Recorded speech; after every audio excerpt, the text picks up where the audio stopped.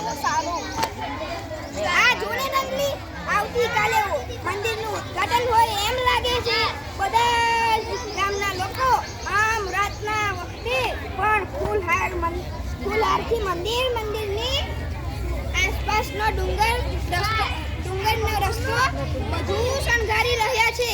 વિચારો રવિ, પહેલા તો તે ઘરને ઓટલે બેસીને ચાંદનીમાં નહાતા ડુંગરને ટગર જોઈ રહ્યો. આજે તેને બાંધકામની રોશની આગળ ચંદ્ર ફીકો લાગતો. તેનું સ્થાપન આજે વગડાઓ શરણાઈ, નાચો ગાઓ ઝૂમો સૌ કોઈ હો પધારી. તો આપણે કરીએ તા પહેલા કોઈ ખુશીયું લાગે છે, કોઈ હશે દુખિયારું કે કાળ આવ્યો લાગે છે.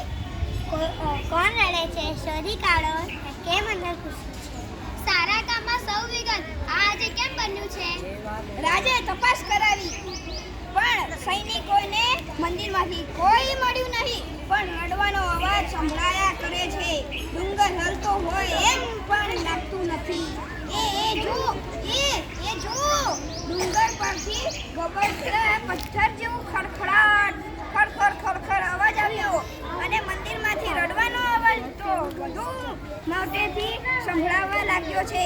અરે રે, આ લોકો તો ઇધર ઉધર ભાગમ-ભાગ કરવા માંડ્યા. અરર, આ પૂજા સ્થળે તો બધું સખડ થઈ ગયું. પ્રસંગ આજે નહીં ઉજવાશે, તેઓ રૂઠ્યા છે. ઉપાય સૂચવો પંડિતજી, કેમ તેઓ રૂઠ્યા છે. પણ આ બધી ભાગદોડમાં રવિ ક્યાં જઈ રહ્યો છે. અરે, એ તો સૌની નજર છુપાવી બકરીઓ લઈ ડુંગર પાસે પહોંચી ગયો છે. વાહ,